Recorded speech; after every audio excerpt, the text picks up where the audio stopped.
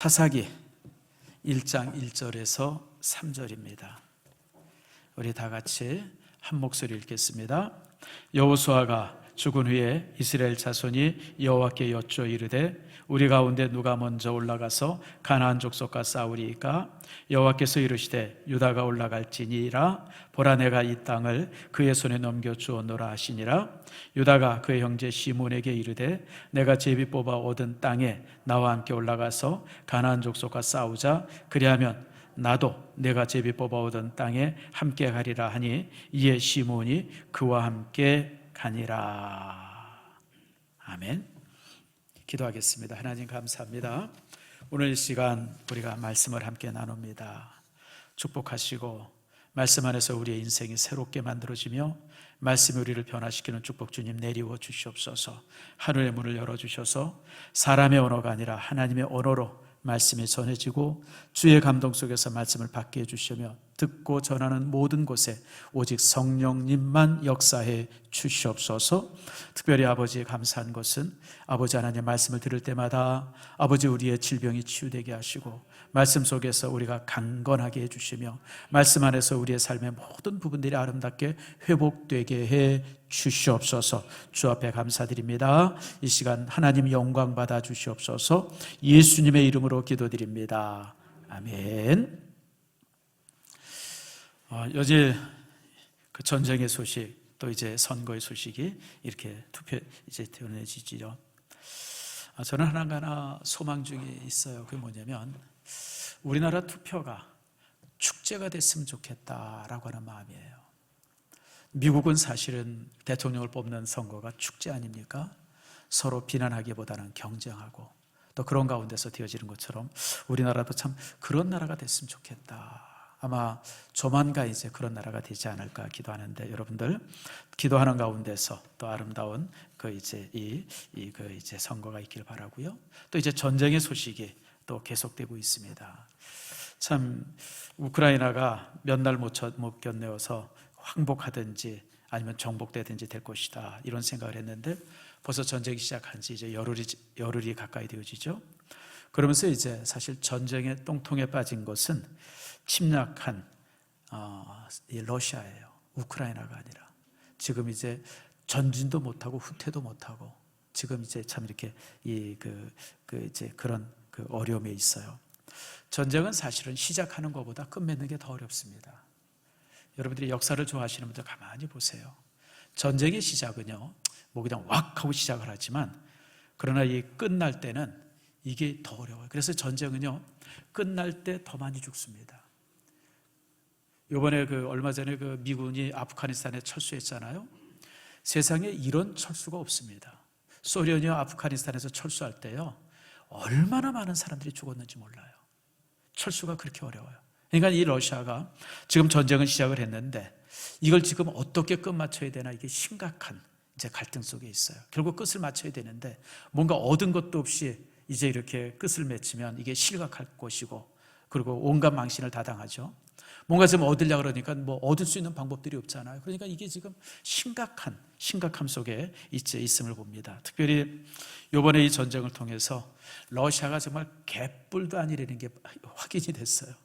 유럽 전체가 사실 러시아의 침략 때문에 항상 두려움에 있었거든요. 근데 막상 우크라이나라고 하는 나라와 전쟁하는 걸 보니까 참 개뿔도 아니에요, 이 나라가. 세상에 저 나라가 저게 러시아구나. 이제 앞으로는 러시아가 유럽 앞에 어깨 딱 펴고 힘줄 수 있는 시대가 이제 끝난 것 같아요. 아무튼 이런 걸 보면서 참 제가 그런 생각을 해봤어요. 칼은 칼집에 있을 때 칼이 위험이 있는 거예요.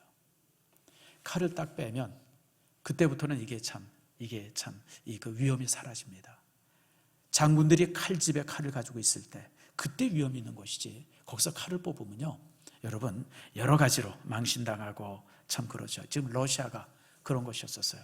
군사를 딱 거느리고 참 위협하고 그걸로 끝나면 좋은데 거기까지 왔으니까 한번 뽑아보자 그러고 뽑았는데 이게 온갖 망신으로 지금 이제 있는 모습을 보죠. 참 감동적인 장면도 있죠. 저는 참 그 대통령에 대해서 참 그 다른 사람 참 내가 오해했구나. 원래는 이제 그 대통령이 코미디언 출신입니다. 코미디 그 드라마의 이제 주인공으로 나왔다가 이제 이제 대통령 역할을 하는 드라마의 주인공이 됐다가 이제 대통령이 된 사람이에요.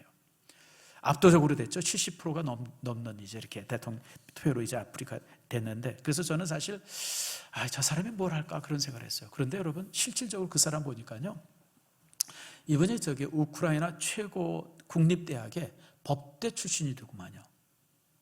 굉장히 아주 뛰어난 사람이에요. 그래서 이게 내가 참 사람을 잘못 봤구나.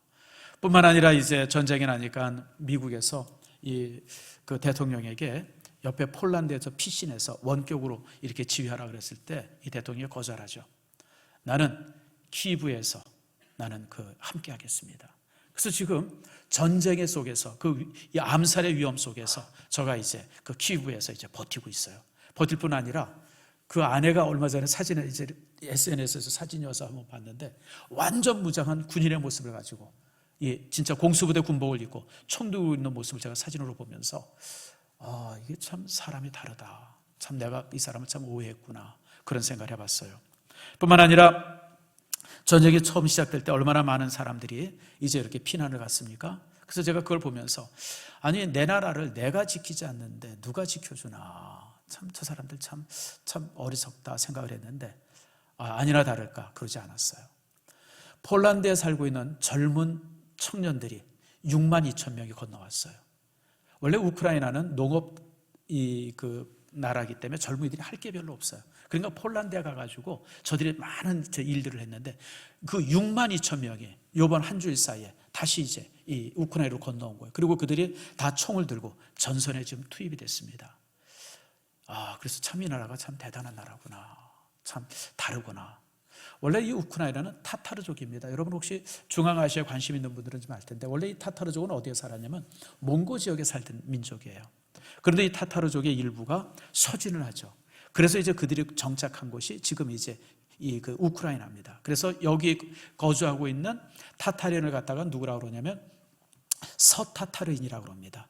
동타타르인은 지금 어디 사냐면 몽고라든지 키르기스탄 이런 곳에 이제 동타타르인이 살고 있고요. 또 일부가 이제 그쪽에서 사는데 조금 이제 외모가 다르죠. 이제 서쪽으로 와가지고 유럽인들과 이제 좀 이렇게 혼혈이 되면서 외모가 좀 다른 모습인데, 이런 사람들입니다. 여러분 영화 한 30년, 40년 정도 됐나요? 대장 부리바라는 영화 있죠. 그 대장 부리바에 나오는 주인공으로 나오는 그 율부리너가 타타르인의 족장입니다. 그리고 이제 상대가 폴란드입니다. 그 당시 폴란드는 되게 강국이었었어요. 선진국이었었고, 그 선진국이었었던 폴란드, 그 다음에 이제 그 타타르인들, 유목민들이죠. 그 전쟁하는 영화가 이제 대장 부리바입니다. 그리고 사실 여러분 코사크인이라든지 이런 사람들이, 코사크족들 여러분 유명한 그 군인들 아닙니까? 20세기, 19세기 최고의 군인들이 코사크인들인데, 그런 사람들이 이제 이쪽 지역 사람들이죠. 그러니까 사실은 이 사람들은 전쟁에 능한 사람이에요. 그 역사가 전쟁의 역사입니다. 그러니까 이게 러시아가 이게 잘못 건드렸나 보다. 참 그런 생각을 해봐요. 더 놀라운 사실은 연약한 여인들이 총을 들고 나가잖아요. 여러분 미스 우크라이나 이랬던 사람들이 총을 들고 전방으로 이제 가고, 요번에 무슨 러시아 장부지 쪽에 암살당했다는데 아마 이렇게 이런저런 설이 있는데, 아마 여자 스나이퍼, 여자 저격병에 의해서 암살되지 않았을까, 이제 그런 얘기들도 있는 것을 보면서 이 사람들 참 대단하다. 참 그런 생각을 해봤어요. 어쨌든 온 나라 국민들이 영웅이 되고 있습니다. 전쟁터에서 피하는 것이 아니라 그들이 이제 전쟁터에 나가서 나라를 지키는 모습을 보면서 참 그 우크라이나가 혹시나 이 전쟁에서 져서 이제 이렇게 패배는 할 수 있지만 결코 정복당할 민족은 아니구나. 자, 그런 생각을 해봤습니다.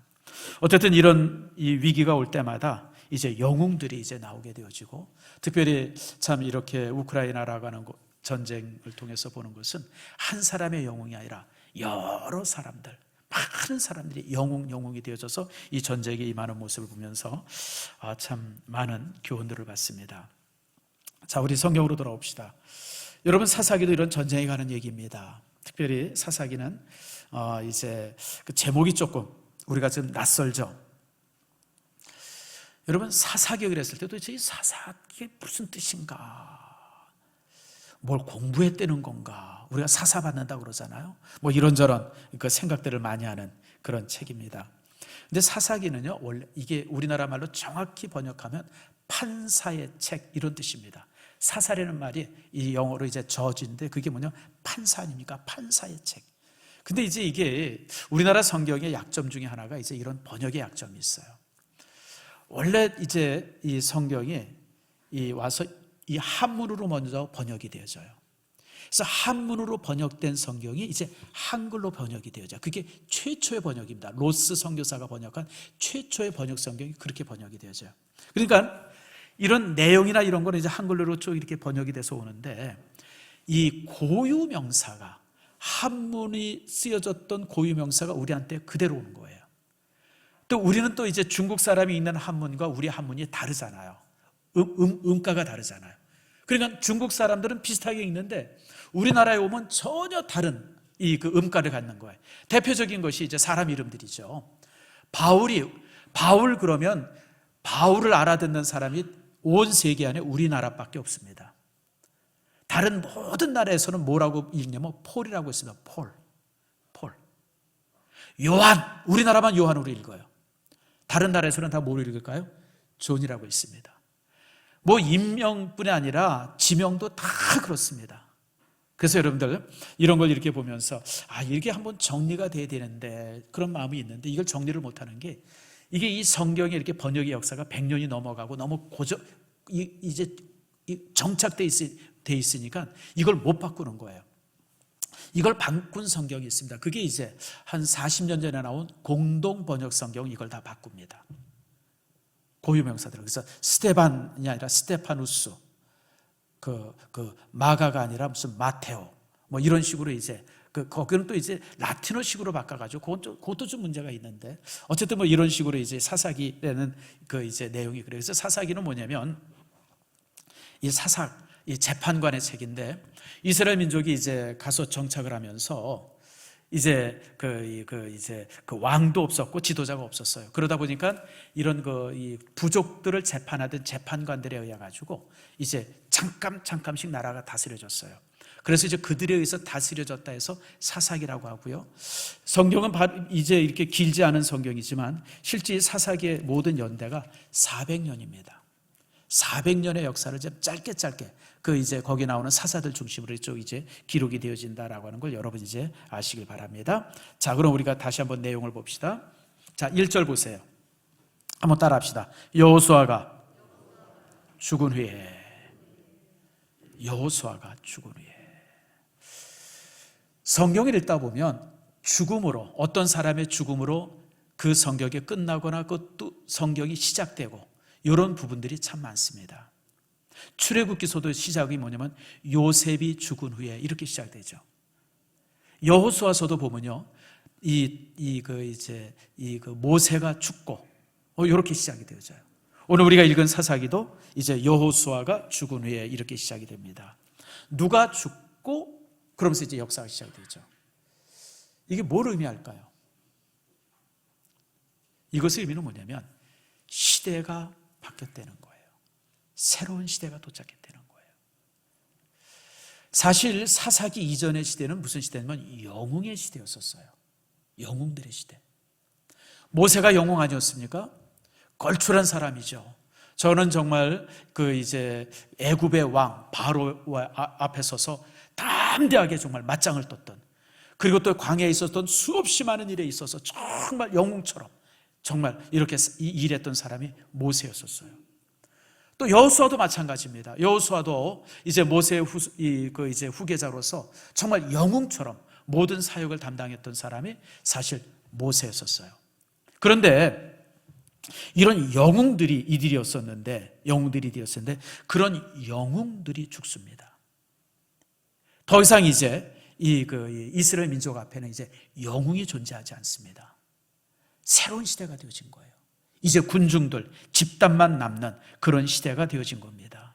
그래서 여러분, 여호수아가 죽은 후에라고 하는 이 말씀의 의미는 새로운 시대가 다가왔다. 이제는 새로운 시대, 이제 영웅의 시대가 지고 새로운 시대가 왔다라고 하는 것을 우리들이 이제 말씀하고 있습니다.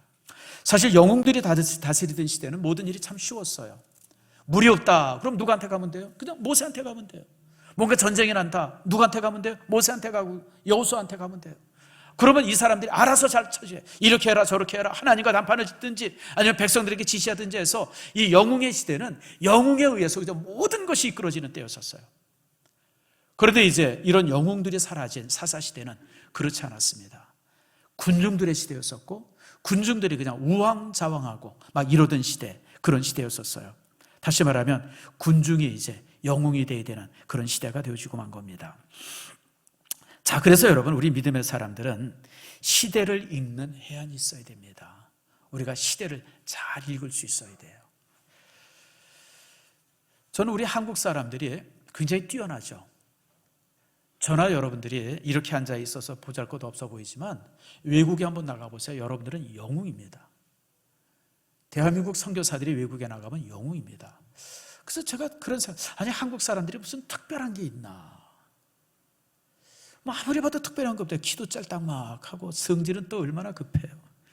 단점이 많은 사람들인데 어떻게 이 사람들이 세계 민족 속에서 이렇게 영웅처럼 등장할까? 이유는 뭐냐면 이런 변화의 시대에 적응했기 때문에 그래요. 보통 사람들이 태어나면 한 시대를 살아요. 한 시대나 두 세대, 기껏해야 변화를 한두 세대밖에 경험 못하는데 우리는요, 유럽의 사람들이 1000년 동안 경험했던 경험을 이 100년 동안 다 경험을 해요. 자, 저를 예를 들게요. 저는 태어났을 때 농업시대에 태어났어요. 우리나라가 농사 짓는 시대. 비 많이 오면 장마 걱정하고 아버지가 가서 물꽃 터라 그러면 삽 들고 나와가지고 너네 가서 물꽃 트고 비료 뿌리고 그리고 가서 이제 여러분 피 뽑아낼 줄 아는 사람 손 들어보세요. 피가 커지면 못 뽑아요. 한 벼가 요만할 때 피살이 하러 간다. 피 뽑을 줄 아는 사람 손 들어보세요. 근데 피는 언제 뽑냐면 아침 일찍 가야 돼요. 해가 중천에 뜨면 볏잎이랑 핏잎이랑 구별이 안 돼요. 그 구분할 수 있는 사람 손 들어보세요. 농사꾼의 아들이에요. 여러분들은 내가 보니까 부자로 살아가지고 농사를 안 져봐서 모르는데 사실 그런 시대를 제가 이제 초등학교 때 살았어요. 농사 짓고 그리고 지금도 생각하는 게 고구마 농사 질 때 고구마밥 만들 때 막 가서 고구마밭에 이렇게 고랑 만들잖아요. 그리고 그 위에 이렇게 쭉 펴서 이제 거기다 이렇게 심고 나면 바가지에 물 퍼가지고 탁 물 주고 언제까지 물 줘요? 고구마 심고 언제까지 물 줘야 돼요? 비 올 때까지. 비가 한번 쫙 쏟아지면 그때는 물 안 줘도 돼요. 그때는 지가 알아서 뿌리를 내리는데 비 오기 전까지는 매일 가서 물 줘야 돼요. 학교 갔다 오면 그냥 제가 그때 어렸을 때 이름이 점수였었거든요. 여기 손에 점이 있다. 점수야 물 줘라 그러면 바가지에 그 바켓에 물 퍼가지고 그거 물 주고. 제가 초등학교 때 중학교 때 그러고 살았어요. 근데 고등학교가 딱 되면서 우리나라가 뭐로 바뀌냐면 산업사회로 바뀌어요. 기술사회로 바뀌어요. 그래서 호미 들던 사람들이 연장 들고 삽 들던 사람들이 이제 기계 만지고 막 그런 시대로 이제 전환이 되어져요. 시대가 바뀌어요. 여러분, 난 지금도 기억나는 게 고등학교 때 이럴 때 보면 TV에 뭐가 나오냐면 100만 불 무슨 뭐 이렇게 수출 탑 이래가지고 막 TV에 나오고 막 그랬던 게 지금도 기억이 나요. 그 당시 다 흑백 TV 아니었습니까? 흑백 TV에 보면 뭐 그래서 이제 우리나라 기업인들이 쭉 대통령 앞에 가가지고 뭐 이제 무슨 뭐 수출 많이 했다고 막 무슨 이런 뭐 기념품 같은 거 받고 막 그랬던 장면 지금도 기억이 나요. 이게 여러분 제가 고등학교 때 경험했던 거예요. 그러다가 이제 고등학교 때, 대학 때 엄청난 변화가 있었죠. 그 당시 무슨 뭐 민주화 투쟁도 많았었고 그러다가 이제 우리 교회 개척할 때쯤 되어서 우리나라가 뭘로 바뀌냐면 정보화 시대로 바뀌기 시작해요. 이제 컴퓨터 시대가 되어지는 거죠. 그 당시 제가 읽었었던 책이 또 제목 기억이 안 나요. 빌 게이츠가 쓴 무슨 파도 그런 책인데 제목이 뭐죠? 그 책을 읽는데 그 책의 내용이 뭐냐면 그 이만한 두꺼운 책이지만 한 600페이지 가까이 된 책인데 그 책의 내용이 뭐냐면 앞으로 시대가 바뀐다. 어떤 시대가 되면 정보가 무기가 되는 시대가 될 것이다. 정보가 가장 큰 이 무기가 되는 시대가 된다. 뭐 그런 얘기를 30년 전에 빌 게이츠가 했어요. 그 책에서. 사실 저는 그 책을 읽으면서도 이게 뭔 소린가? 무슨 정보가 돈이 돼? 아니 달러가 돈이 되고 무기가 돈 되고 뭐 이래야 되는데 이게 뭔 소리야? 그러고 아무튼 제가 그 책을 읽었던 기억이 나요. 근데 여러분 진짜 이 시대는 정보가 여러분 무기인 시대가 됐어요. 자 보세요 여러분들. 세계에서 제일 큰 기업이 구글인데 구글이 컴퓨터 만들어요? 구글이 휴대폰 만들어요? 구글이 하고 있는 건 정보만 가지고 있어요. 정보만. 세계의 모든 정보를 구글이 가지고 있어요.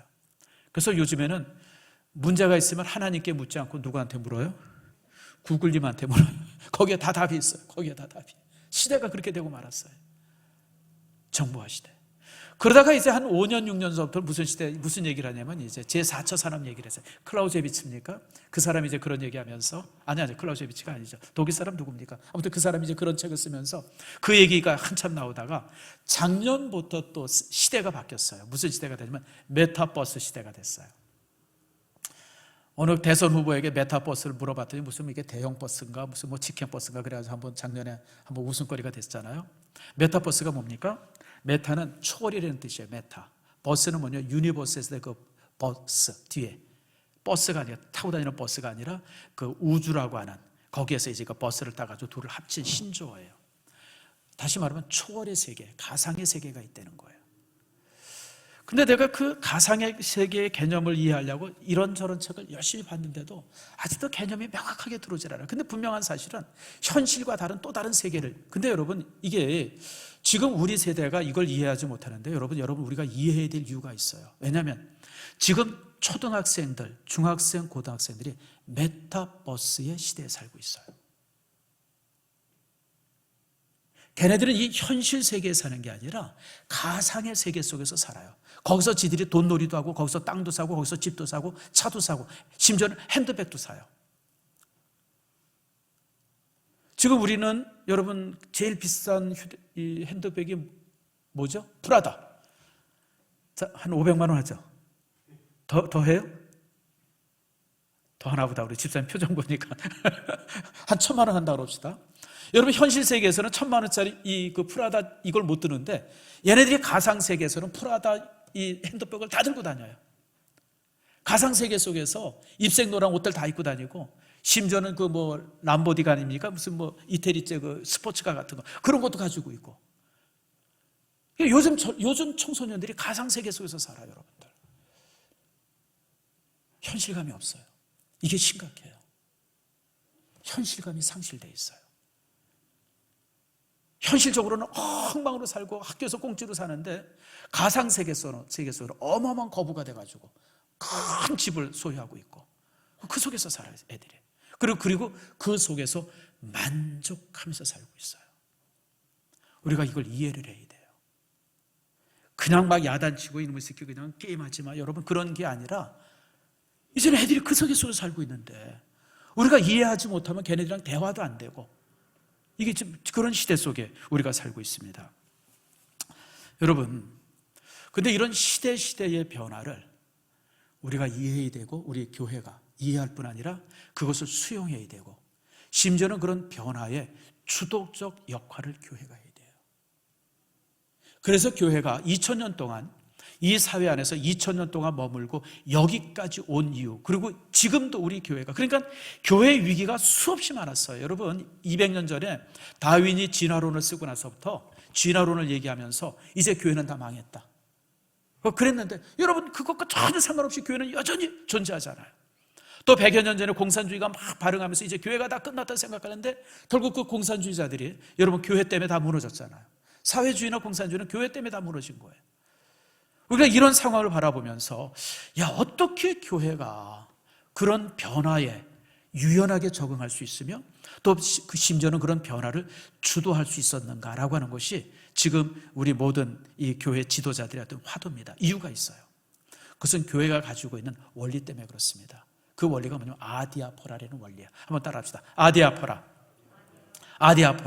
이게 뭐냐면 무슬림과 우리랑 크게 다른 거예요. 뭐냐면 아디아포라는 뭐냐면 본질적인 것 외에는 다 양보해도 된다. 사도 바울이 그러잖아요. 고기를 먹든지 않든지 그게 뭔 상관이 있어 신앙과. 할례를 받고 안 받고가 그게 구원과 무슨 상관이 있어. 가장 중요한 것은 예수 그리스도를 입으로 시인하고 마음으로 믿어서 구원에 이르는 일이 가장 중요하고 나머지 모든 일들은 격가지 해도 되고 안 해도 되는 거야. 신앙의 양심상 하고 싶으면 하고, 신앙의 양심상 하지 말아야 되면 하지 말아야 돼. 많은 거야. 그러면 되는 거야. 이게 이제 기독교 윤리예요. 그러니까 교회는 성경에서 금지한 것 외에는 다 허락을 해요. 성경에서 금지한 거. 이게 이제 교회의 아디아포라의 어떤 원리입니다. 근데 무슬림들은 정반대예요. 무슬림들은 1000년 전에 샤리아라고 하는 법을 만들었어요. 무슬림들이 이제 이슬람 종교를 시작한 게 기원 6세기 아닙니까? 그때부터 시작해서 한 300~400년이 지나면서 그런 이 무슬림들이 뭘 만드냐면 법을 하나 만들어요. 그게 샤리아법이에요. 샤리아법. 샤리아라고 하는 법을 만들어요. 그게 이제 1000년 전에 그런 법을 딱 만듭니다. 그리고 그 법을 만들고 나서 이제 뭐라 그러냐면 모든 무슬림은 토론하지 않는다. 이제 모든 무슬림들은 이 법 안에서 판단하고 이 법 속에서 이제 되어진다. 그게 이제 샤리아법이에요. 그러니까 무슬림들은 지금을 살아도 사고는 1000년 전 사고예요. 자, 예를 들어 봅시다. 사우디아라비아 같은 나라 한번 예를 들어 봅시다. 사우디아라비아는 그 석유 파는 것 때문에 돈이 철철 넘쳐 흘러. 사우디아라비아 인구가 한 500~600만 되나요? 인구도 우리나라 10분의 1도 안 됩니다. 인구도 얼마 없고 그 석유 팔아서 돈이 그냥 철철 넘치는데 지금 사우디아라비아는 중진국을 아직 못 벗어나고 있어요. 이해가 안 되죠, 여러분? 우리나라가 그렇게 돈 많으면 우리나라는 지금 여러분 1인당 국민소득이 저기 5만 불 넘었을 겁니다. 근데 아직도 사우디아라비아 같은 나라, 석유 가진 나라들, 무슬림 나라들은 벗어나지를 못해요. 이 무슬림 나라에 있어서 중진국을 벗어난 나라가 몇 개 안 돼요. 중진국에 있는 나라, 무슨 뭐 인도네시아라든지 아니면 말레이시아 정도, 뭐 그런 나라나 간신히 중진국 선에 있고, 그러지 않은 나라는 중진국도 못 되고 있어요. 이유가 뭔지 아세요? 사고가 1000년 전에 있기 때문에 그래요. 그러니까 샤리아법은 뭐냐면 코란에서 말한 것만 해라. 이게 그 법의 원리예요. 근데 여러분 1000년 전에 코란에서 할 수 있는 법이라는 게 뭐가 있겠어요, 여러분들? 1000년 전에 문화라는 게 빤한 문화인데 그 문화 속에서 뭘 할 수 있겠어요?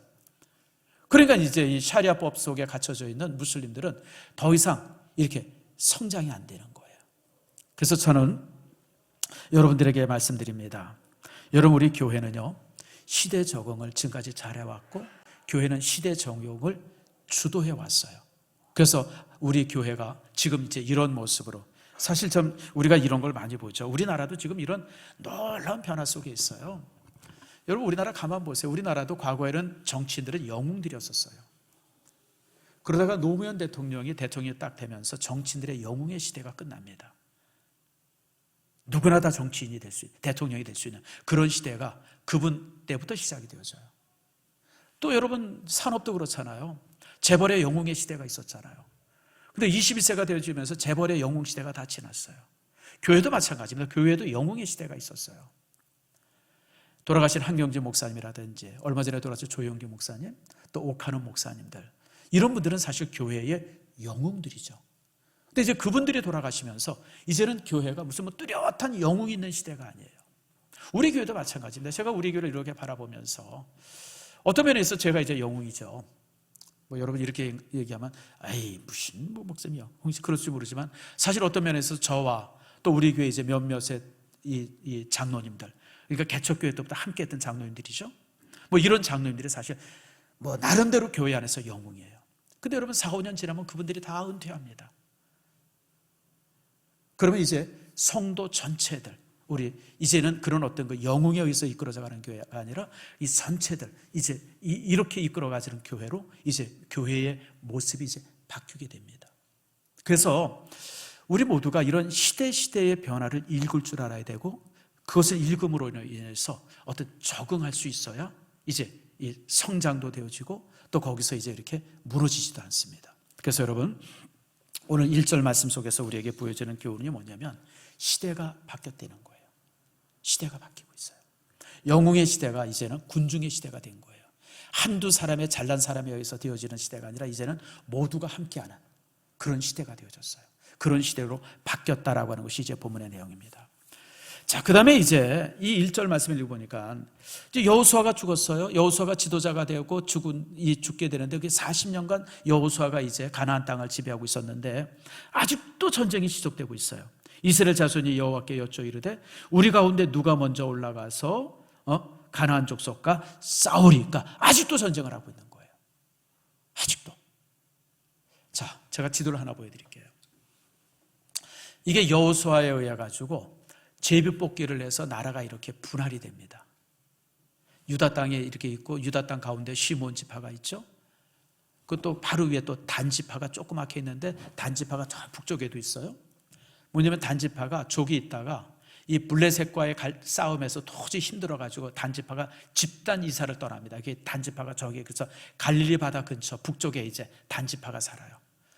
옛날 무슨 그 감리교 교수가 뭐라면 저 단 지파가 저기만 온 게 아니라 더 멀리 갔대요. 더 멀리 가서 시베리아를 거쳐가지고 어디까지 왔냐면 한반도까지 왔는데 그게 단군이래요.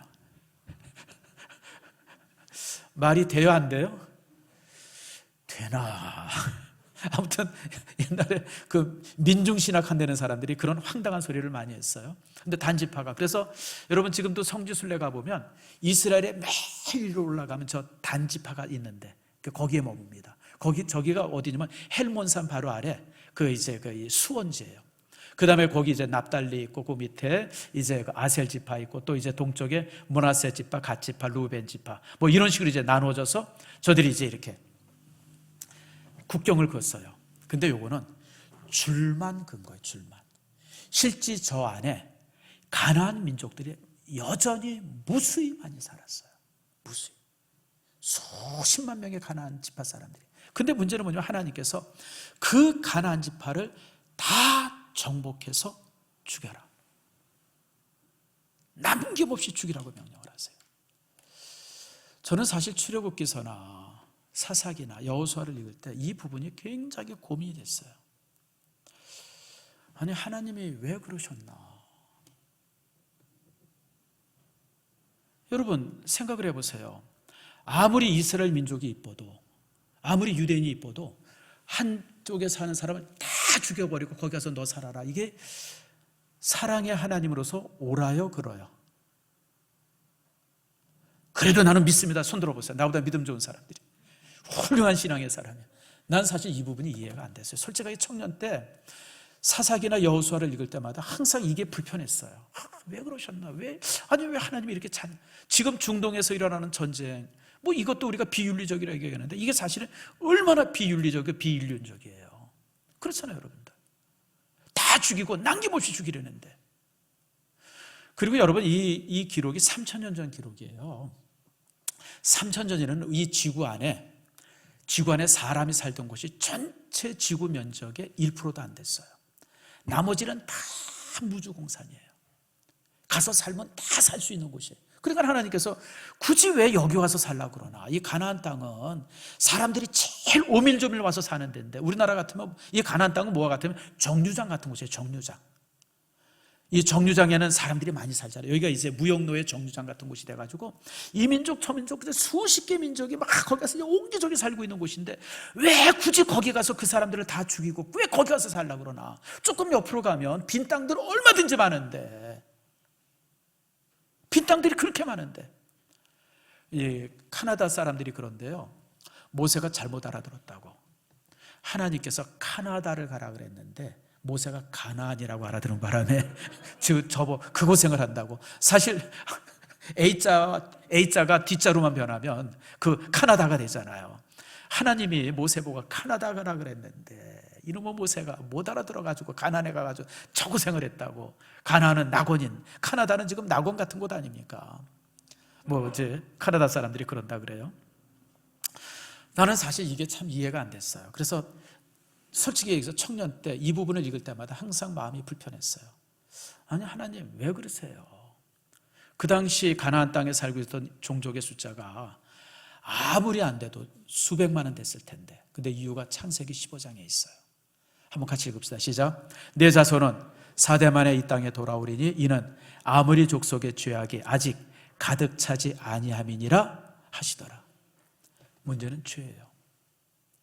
지금도 극악한 죄를 지면 뭐 해야죠? 사형에 처하잖아요. 지금도 사형이 있잖아요.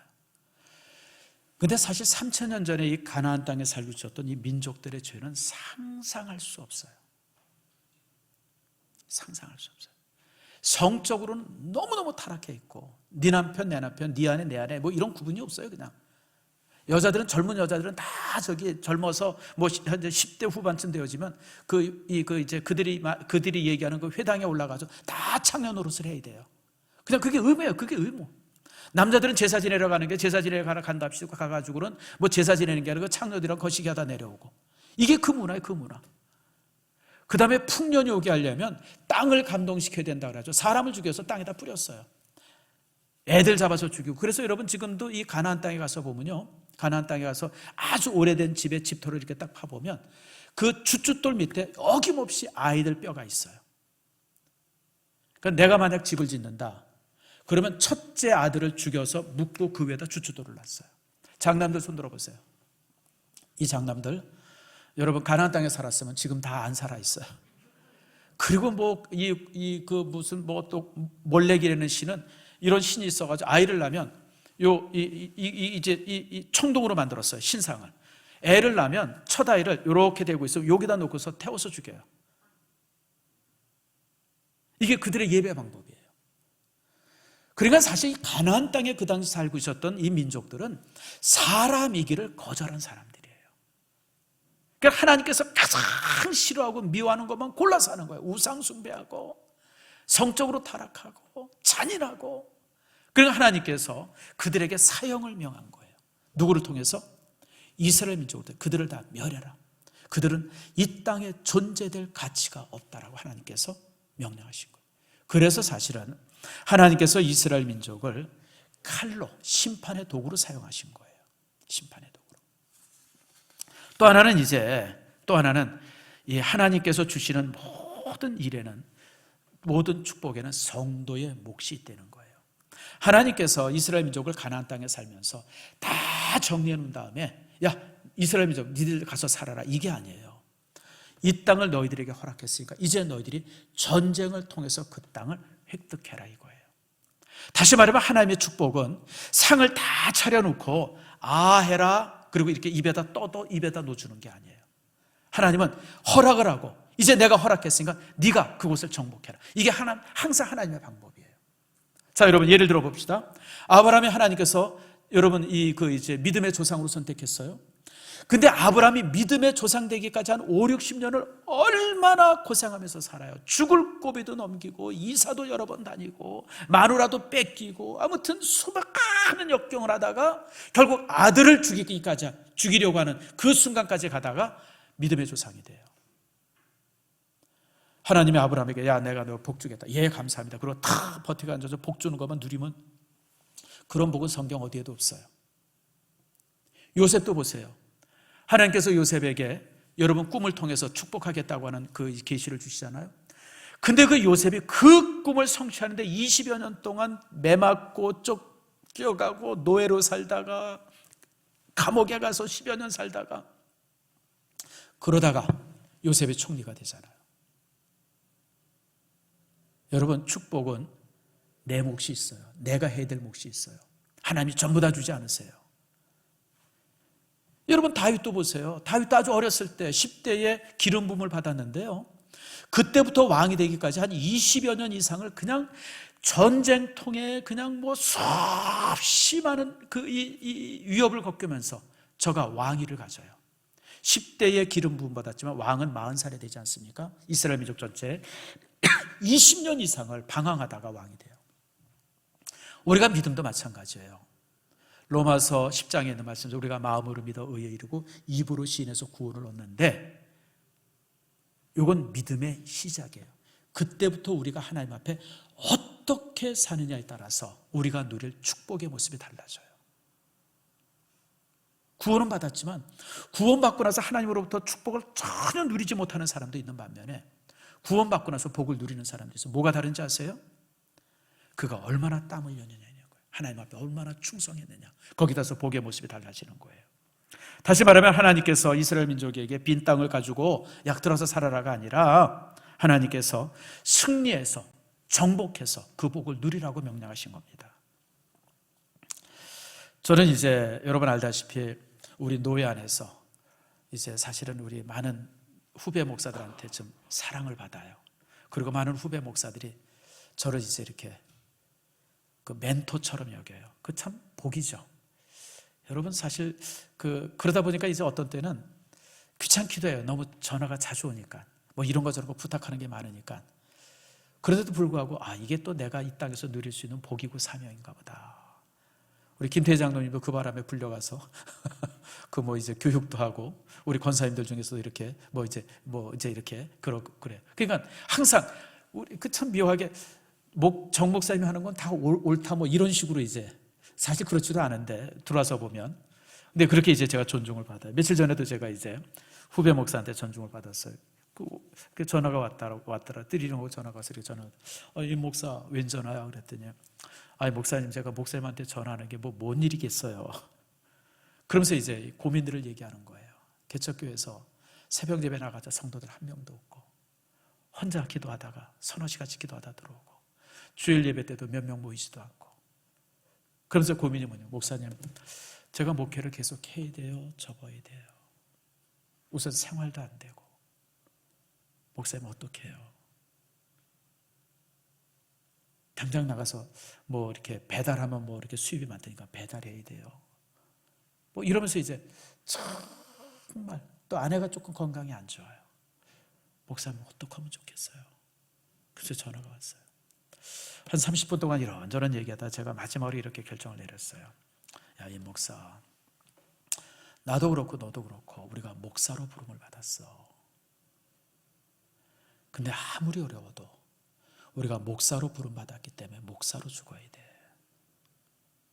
목사로 부름받은 네가 또 목사로 부른 내가 무슨 뭐 라이더 하다가 배달하다가 죽고 배달수로 죽는다든지 아니면 무슨 뭐 복덕방 하다 죽든지 그러면 안 되지. 이 땅에 우리가 얼마나 산다고 벌면 또 얼마나 번다고 우리가 목사로 부름받았으니까 우리가 목사로 죽도록 우리가 그렇게 하자.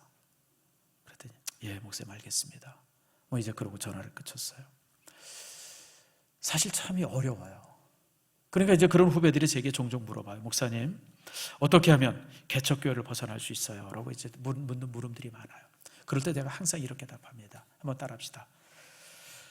억적보다 크게 따라서 억적보다 더 센 게 개척이다. 이해가 돼요? 우리 미쳐야 미친다 그러잖아요. 사업할 때 그 사업에 미쳐야 성공에 미치는 거예요. 여러분 개척교회도 동일해요. 여러분 우아하게 개척교회하고 뭐 기도했더니 하나님께서 막 부흥시켜주고 여러분 그거는 만화 얘기예요. 그리고 아주 잘난 사람들 얘기예요. 아주 잘난 사람들. 제 주변에 잘난 사람들 많거든요. 그런 사람들은 그럴 수 있어요. 근데 우리같이 평범한 목사는 죽기 살기로 해야 돼요. 죽기 살기로. 저는 여러분들이 얼마나 내가 죽기 살기로 목회하는지 여러분이 더 잘 알아요. 저는 교회 떠나지 않습니다. 저는 공휴일에도 교회를 나와요. 3월 1일 날 여러분들 다 집에 있었죠. 전 3월 1일에도 교회 나왔어요. 조금 늦게 나왔어요. 야단 맞을까 봐. 그래서 우리 집사람이 공휴일이니까 쉬라고 그러면 제가 항상 이렇게 얘기합니다. 그럼 주일 여보 나 주일 쉴 테니까 이번 주일 그럼 당신이 설교해. 그러니까 전 나와서 설교 준비하고 기도하고 여러분 그게 제일이에요. 제가 교회를 떠나는 일은 GMS의 선교일에 뭐 이렇게 내가 역할해야 될 것이 있으면 가고 그런 거 외에는 제가 거의 교회에 있어요. 저는 월요일에도 항상 교회에 있어요. 제가 교회를 거의 떠나지 않아요. 여러분 새벽 예배 제가 여러분 3년 전까지만 해도 새벽 예배 설교 3번 다 제가 했어요. 5시 설교도 제가 했고 6시 설교도 제가 하고 7시 설교도 제가 했어요. 그러니까 제 친구들이 저보고 그래요. 야 너 죽으려고 그러냐. 근데 여러분 죽으면 순교인데 그게 겁나요. 근데 잘난 사람은 5시 예배 설교 한 번만 해도 되는데 나같이 모자란 사람은 3번 설교해야 이게 되는 거예요. 그리고 그전에는 여러분 항상 9시에 기도했어요. 여러분 기억나시죠? 항상 우리가 저녁 9시에 기도회 또 했어요. 여러분들. 저는 거의 교회를 저는 친구들이 운동하라 그래요. 야 이제 정 목사 이제 나이도 그렇고 건강도 그러니까 골프 치자. 저는 뭐 집에 골프채 여러 대 있어요. 우리 장인이 남겨주신 골프채도 하나 있고 핑아이가 제가 있어. 혹시 필요하신 분 있으면 얘기하세요. 내가 비싸게 팔게요. 주진 않고. 그 핑아이라고 그러면 아주 최고의, 그 당시 최고의 골프채에서 따르더라고요. 티타늄이 아니고 스틸인데. 아무튼 그 다음에 또 이제 우리 집사님이 주신 것도 하나 있어요. 하시라고. 근데 제가 골프장에 안 가요. 근데 제가 확실하게 얘기는 해요. 나는 은퇴하고 나서 골프 칠 겁니다. 근데 제가 현역에 있는 동안은 골프 안 칠 겁니다. 혹시 연습장에 가서 연습은 할 수 있어도 나는 이제 안 할 겁니다. 그래서 잘 안 나가요. 월요일날 교회 있지 말고 아내랑 같이 산에 올라가. 등산도 하고 건강해. 근데 저는 산에 안 가요. 산을 싫어. 저 등산 잘합니다, 여러분들. 저는 산에 가면 날아다닙니다. 지금도 그렇습니다. 한라산 갓빈하게 올라갑니다.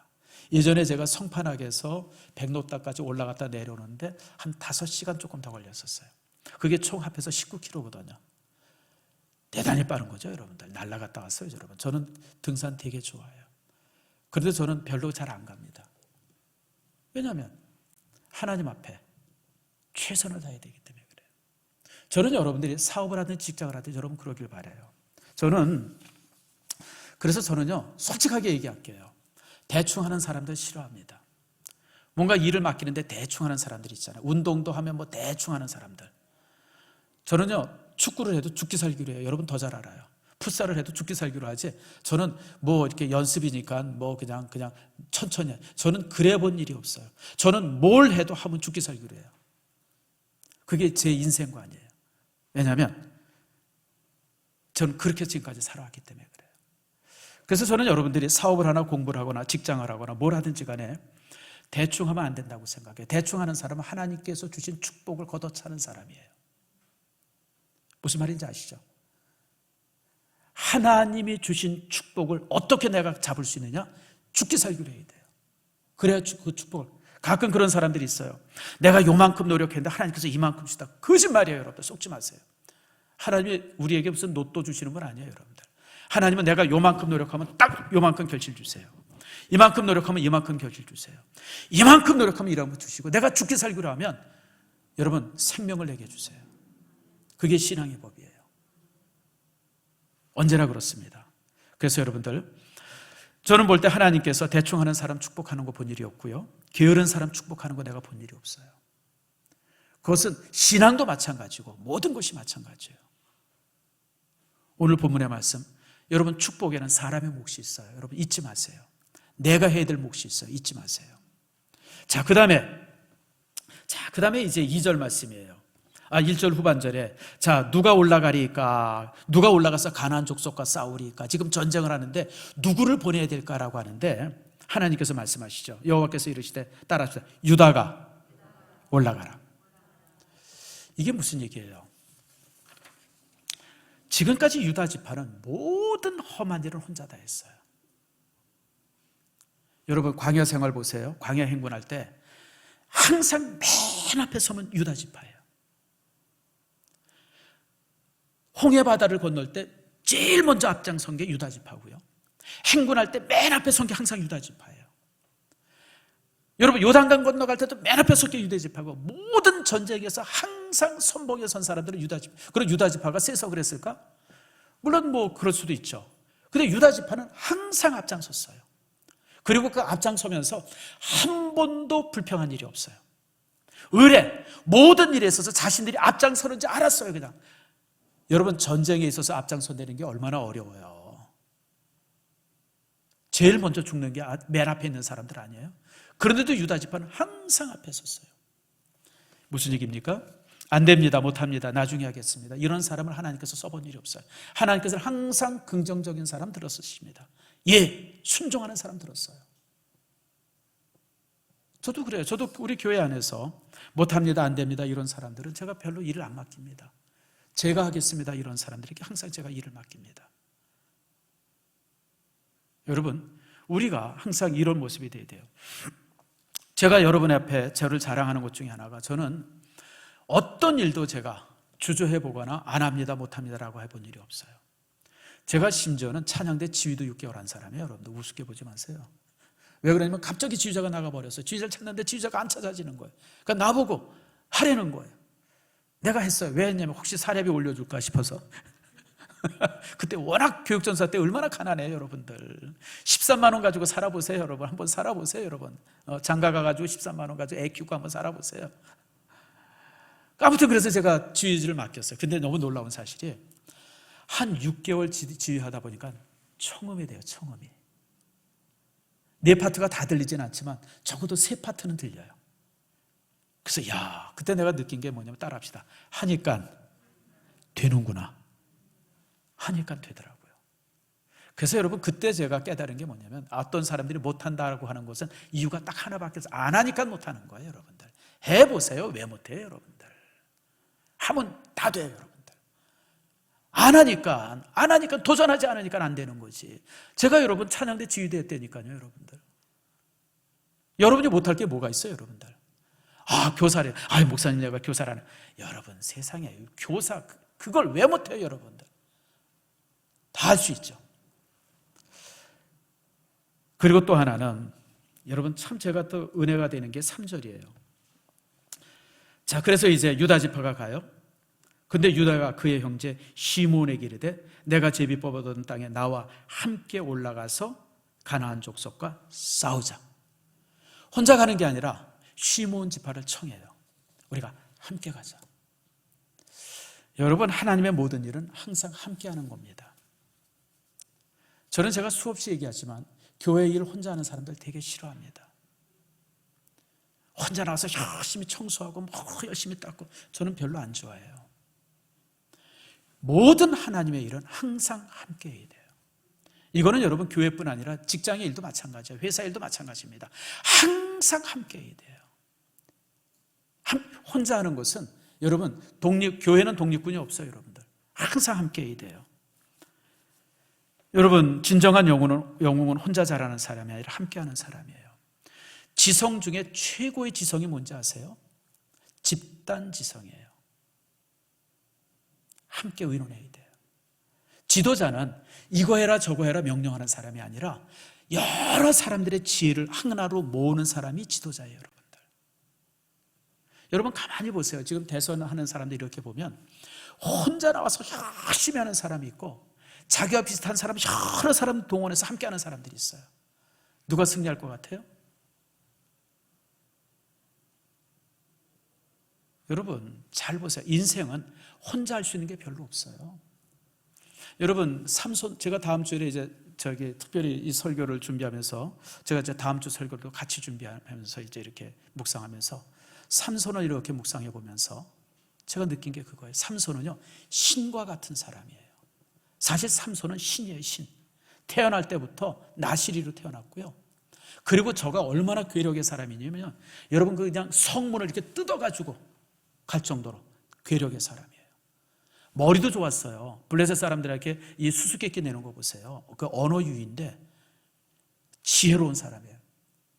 근데 여러분, 삼손이 그랬던 사람인데 가장 비참하게 죽습니다. 왜 그런 줄 아세요? 혼자 있기 때문에 그래요. 혼자 있기 때문에. 만약에 삼손이 주변의 사람들의 도움을 얻어서 함께 했다고 그러면 삼손은 절대 그렇게 죽지 않을 사람이에요. 성도 여러분, 저는 여러분들이 무엇을 하든지 간에 항상 함께 하기를 축복합니다. 그게 하나님의 일이에요. 아무리 그럴싸한 명분을 가져도 혼자 일하면 하나님의 일 아닙니다. 진짜 영웅은 함께 일하는 사람입니다. 함께, 뭐든지. 그건 여러분들 교회뿐 아니라 직장도 마찬가지고 가정도 마찬가지예요. 아빠 혼자 참 붙이자, 그러면 안 돼요, 여러분. 애들이랑 같이 해야 돼요. 엄마 혼자 이거 아니에요, 여러분. 남편과 애들 같이 해야 돼요. 항상 모든 일에 함께 해야 돼요. 직장도 마찬가지고 항상 함께. 이 공동체 의식이 있는 사람이 여러분 세상을 바꿉니다. 말씀을 했습니다. 여러분들 뒤처지 말고 유다처럼 앞서기를 바라고요. 모든 일에 있어서 항상 함께하는 그런 지혜로움이 여러분 속에 있기를 바랍니다. 도산 안창호가 그런 얘기가 했어요. 여러분, 국민 여러분, 지도자가 없다, 지도자가 어디 없는가 찾지 말고 여러분 스스로가 지도자가 되세요. 영웅이 되려는 겁니다. 비록 작은 주변 사람에게 선한 영향을 끼치는 사람들, 그런 사람들이 한 공동체를 이루면요, 그들이 기적을 만듭니다. 사사기가 바로 그걸 우리에게 말씀해 주고 있습니다.